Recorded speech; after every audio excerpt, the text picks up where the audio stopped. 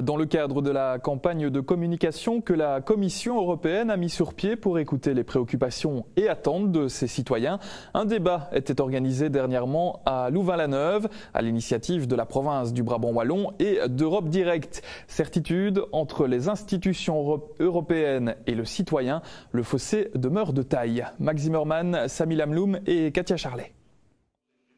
Rapprocher les institutions européennes de leurs citoyens, un objectif avoué du débat organisé dans la cité universitaire par le Centre d'information européenne. À un an du scrutin qui sera aussi européen, on l'oublie, plus qu'intéressant de se poser la question de l'avenir de cette Europe tant décriée. Mettre sur pied ce dialogue avec les citoyens, un rôle méconnu de la province du Brabant wallon. On l'a vu ce soir, je crois qu'il y a vraiment un besoin de ce dialogue européen. Effectivement, la province du Brabant wallon héberge Europe Direct, qui est un projet provincial très important pour nous.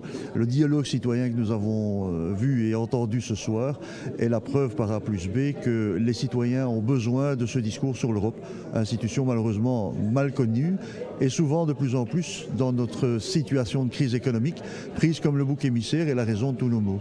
Pour assister à cette rencontre, peu de citoyens. Était-ce un autre débat politique organisé dans la cité néo-louvaniste qui faisait concurrence à celle-ci? Certitude, entre Europe et concitoyens, le fossé demeure de taille. Meilleure preuve du désintérêt du grand public, le nom de ces eurodéputés souvent méconnus, mais aussi le travail réalisé. Je passe du temps, et un temps considérable, à la rencontre du citoyen, que ce soit des assemblées de citoyens comme ce soir, que ce soit des fédérations patronales, que ce soit des syndicats, que ce soit des associations.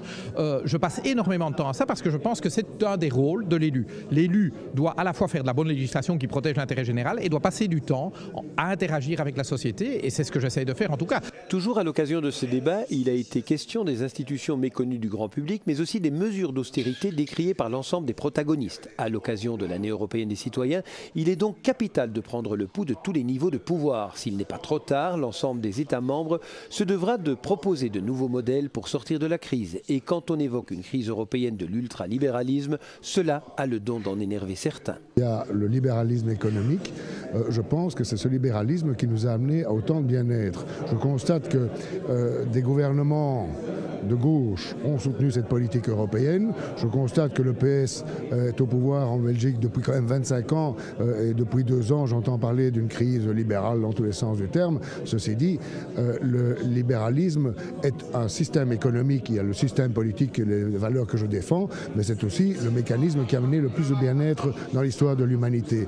Pas de doute, il est important que l'Europe se rapproche des gens et en ce sens, le débat organisé avait toute sa raison d'être. Principale proposition, une meilleure efficacité des parlements, conseils et commissions européens et surtout une plus grande cohérence des politiques. Et le fossé, il est présent à tous les niveaux de pouvoir. On a beau avoir des médias sociaux, on peut avoir une présence permanente sur le terrain, le contact direct, c'est ça qui doit faire la différence et c'est ça qui fera la différence pour expliquer à la fois les difficultés de la complexité institutionnelle, notamment européenne, mais la nécessité aussi que le citoyen comprenne cette difficulté, mais s'engage en quelque sorte. Dans un peu plus d'1 an, et le 25 mai 2014 plus exactement, il y aura des élections fédérales, régionales, mais aussi européennes, un niveau de pouvoir qui touche la population, quoi qu'elle en pense encore aujourd'hui.